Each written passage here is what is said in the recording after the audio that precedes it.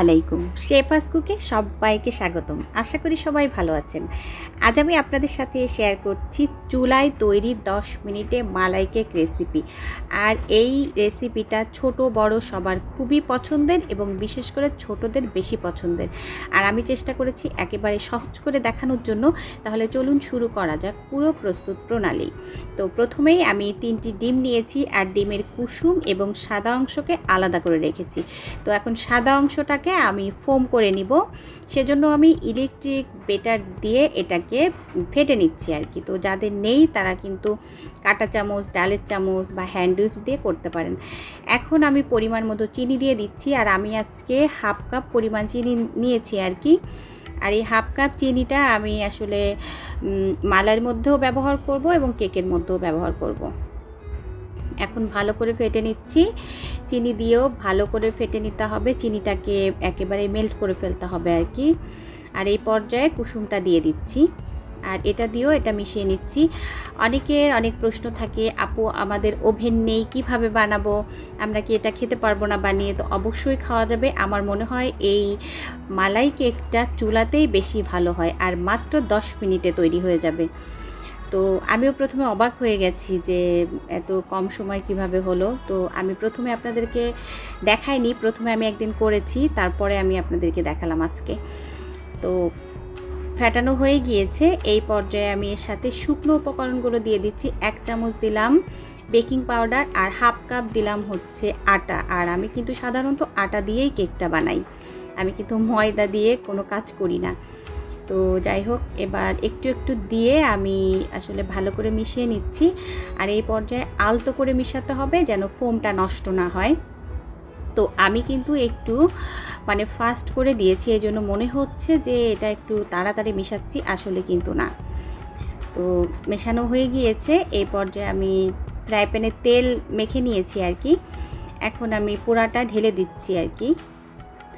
তো চুলাটা কিন্তু আমি অন করি নাই বা আগে থেকে কিছু দিয়েও রাখি নাই। আমি কিন্তু আজকে সরাসরি চুলার উপরেই ফ্রাই প্যান দিয়ে কেকটা বানাবো। তো এখন পুরোটা দেওয়া হয়ে গেছে। তো এই পর্যায়ে একটু মিশিয়ে দিলাম আর কি। আর আমি একটু ঝাঁকি দিয়েছি যাতে মধ্যে যদি কোনো বাবলস থাকে তো সেটা মেল্ট হয়ে যাবে, কেকের মধ্যে আর ফাঁকা ফাঁকা হবে না। এখন আমি চুলাটা অন করে দিচ্ছি আর এইভাবে ঢেকে দিলাম আর কি, ছিদ্রটা বন্ধ করে দিলাম একটা টিস্যু দিয়ে। ফিরে আসলাম 10 মিনিট পরে। তো দেখতে পাচ্ছেন 10 মিনিটের মধ্যে কেকটা হয়ে গেছে, আর এত সুন্দর একটা কেক হয়েছে, মাত্র 3টা ডিমের একটা কেক। আর এখন আমি এই চাকুটা দিয়ে আর কি পুরাটা কেককে ছিদ্র করে দিব, যাতে আমি যখন মালাই দিব পুরাটা মালাই যাতে ভিতরে ঢুকে যায়। তো এখন আমি মালাইটা তৈরি করব, সেজন্য এখানে আমি 700 গ্রাম গরুর দুধ নিয়েছি, আর তার সাথে 1/3 কাপ গুঁড়ো দুধ দিয়ে দিলাম। আরেকটা কথা বলি, মালাইটা যখন তৈরি করবেন তখন কিন্তু ঘন করে ফেলবেন না, ঘন করলে অনেক সময় কিন্তু কেকের মধ্যে ঢুকতে চায় না, ওই জন্য আসলে ঘন দিলে পরে দিবেন। তো এখন 2টি এলাচ দিয়ে দিয়েছি, আর যে চিনিটা রেখেছিলাম সেই চিনিটা এখন দিয়ে দিলাম। দিয়ে এটাকে ভালো করে নাড়াচাড়া করব, আর দুধটাকে কিছুটা ঘন করে নিব। তো এখানে 700 গ্রাম দুধ আছে, আমি এটাকে আসলে 500 গ্রামেরও কম করে ফেলেছিলাম, তারপর সেইটুকু দিয়েছি আর কি।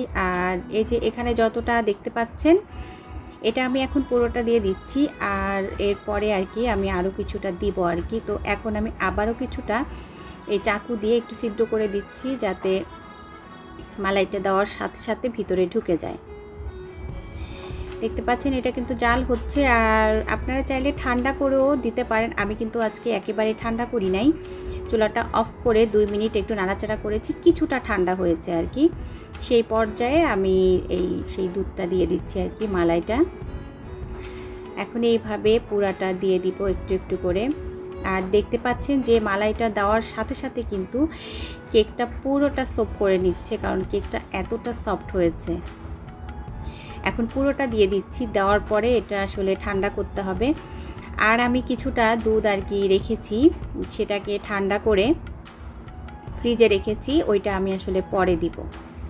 তো এখন যেটুকু দিয়েছি এটা কিন্তু পুরোটাই সোপ করে নিবে, এই যে দেখতে পাচ্ছেন। আর পরে যেটুকু রেখেছিলাম ওইটুকু এই যে এখন দিয়ে দিচ্ছি। এখন এরপরে আমি আসলে কিছু বাদাম কুচি দিব, আর অবশ্যই বাদাম দিয়ে খাবেন, তাহলে কিন্তু ভালো লাগবে আর কি। তো এখন আমি একটু চারিপাশে মিশিয়ে দিচ্ছি যে সব কিছুর মধ্যে যাতে ঢুকে যায়, যদিও একেবারেই সফট নরম তুলতুলে হয়েছে। এখন বাদাম দিয়ে সাজিয়ে দিচ্ছি, আর কেকটা যে কতটা সফট হয়েছে সেটা কিন্তু আমি প্রথমেই আপনাদেরকে কেটে দেখিয়েছি যে কেমন হয়েছে, আপনারা কিন্তু দেখতে পেরেছেন, তো দেখেই বুঝতে পেরেছেন। আর মাত্র 10 মিনিটে এত মজার একটা রেসিপি, তো এটা অলমোস্ট হয়ে গিয়েছে। এতক্ষণ যারা আমার সাথে ছিলেন সবাইকে অসংখ্য অসংখ্য ধন্যবাদ। সবাই ভালো থাকবেন, আমার জন্য দোয়া করবেন, আমিও আপনাদের জন্য দোয়া করি। আপনারা ভালো থাকুন, সুস্থ থাকুন, আর নিত্য নতুন রান্না করে প্রিয়জনকে খাওয়ান। আগামী পর্ব দেখার আমন্ত্রণ জানিয়ে আজকের মতো আমি শেফা বিদায় নিচ্ছি। আল্লাহ হাফিজ, আসসালামু আলাইকুম।